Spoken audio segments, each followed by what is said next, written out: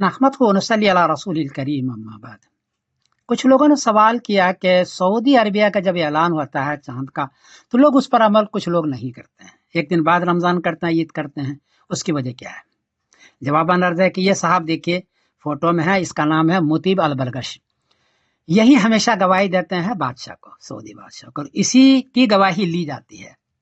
40 آدمی بیٹھے ہوتے ہیں اور یہ گواہی دے دیتے ہیں۔ اس کی گواہی میں دو باتیں نوٹ کریں، ایک تو دیکھیے سورج ابھی ڈوبا بھی نہیں ہے، یا مغرب کا سے پہلے یا مغرب کے ساتھ ساتھ گواہی یہ دے رہا ہے، جبکہ قاعدہ یہ ہے کہ سورج ڈوبے گا، اس کے آدھے گھنٹے کے بعد اندھیرا ہوگا، تب جا کے چاند نظر آئے، قاعدہ یہ ہے۔ مغرب سے پہلے یا مغرب کے ساتھ ساتھ گواہی چاند نظر نہیں آئے گا، یہ گواہی جھوٹی ہے۔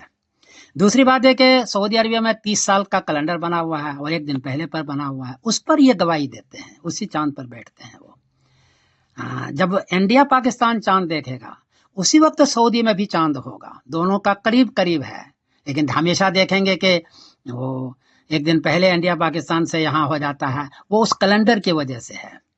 اگر آپ کو شوق ہو تو آپ مرصد تمیر لکھیں اردو میں، مرصد تمیر یوٹیوب پر، یہ سارے سینکڑوں ویڈیو آ جائے گی، پچھلے 30 سال کی ویڈیو آئے گی، یہ آپ خود دیکھیں اس کو۔ حالانکہ حدیث کے اندر ہے کہ سومو لرؤیتہ، چاند دیکھ کے کرو، اور یہ بغیر چاند دیکھے ہوئے کر رہے ہیں، تو جو لوگ اپنا فرض روزہ ضائع نہیں کرنا چاہتے ہیں تو وہ اس پر عمل نہیں کرتے ہیں۔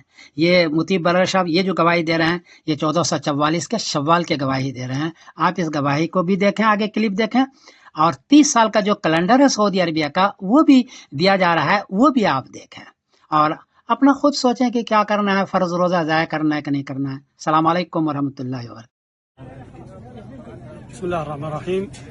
تم رصد هلال شوال 1444 في مدينة تمير في مرصد الأهلة، وبهذه المناسبة أهلنا سمو سيدي خادم الحرمين الشريفين ولي عهده الأمين والشعب السعودي والأمة الإسلامية، وكل عام وأنتم بخير.